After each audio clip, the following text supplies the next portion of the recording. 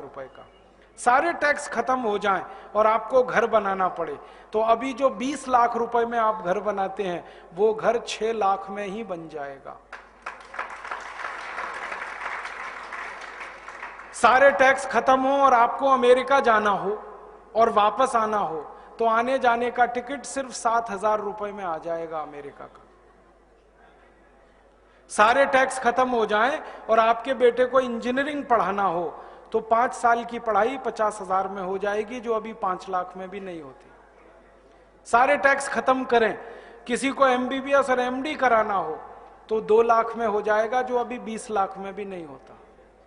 हर चीज सस्ती, और जब हर चीज सस्ती तो नमक 15 पैसे किलो में मिलेगा, जो अभी 7 रुपए किलो का है।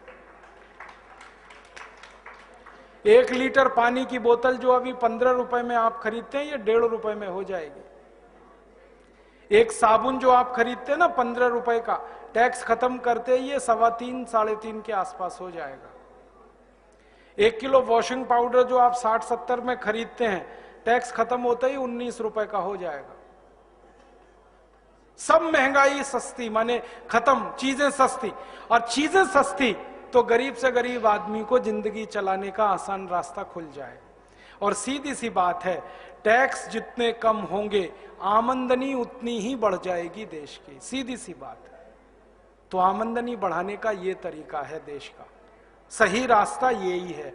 अंग्रेजों ने टैक्स लगाया था हमें दबाने के लिए, हम इस टैक्स को हटा देंगे तो हम खुलकर आगे आएंगे। और एक दिन मैंने हिसाब निकाला कि 258 लाख करोड़ जो विदेशों से लाना है, इसको रुपए में नहीं लाएंगे, डॉलर्स में भी नहीं लाएंगे, सोने में लाएंगे।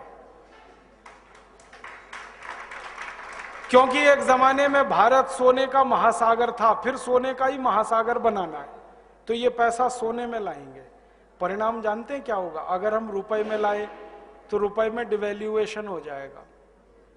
जरूरत से ज्यादा रुपए आ गए मार्केट में और वस्तुएं उतनी नहीं है तो रुपए की परचेजिंग कैपेसिटी गिरेगी, डिवैल्यू हो जाएगा।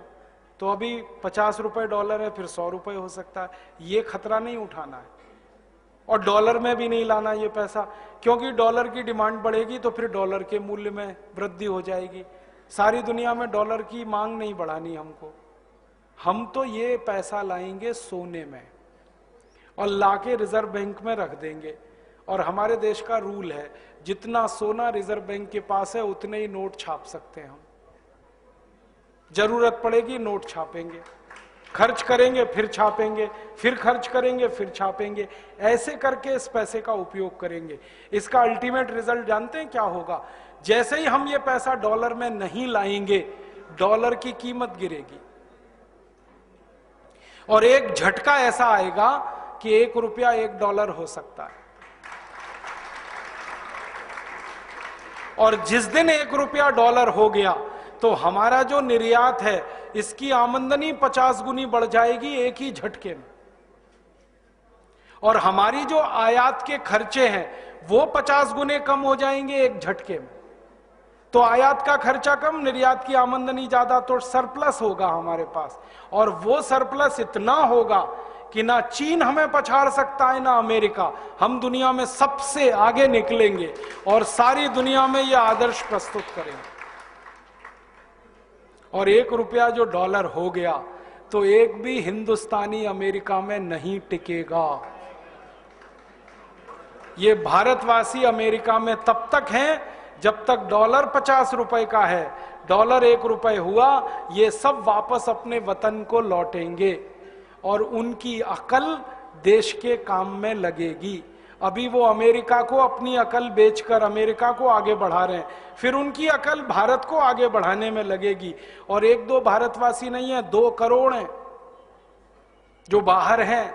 कुछ एनआरआईज हैं, कुछ पीआईओज हैं, पर्सन ऑफ इंडियन ओरिजिन और नॉन रेजिडेंट इंडियन। इन 2 करोड़ों को लाना है क्योंकि इनकी अकल बड़ी जबरदस्त है। इनमें से कुछ भारतवासियों को मैंने गल्फ देशों में देखा जो 1970 में गए और उनकी अकल लगा के नखलिस्तान बना दिया पूरे गल्फ को।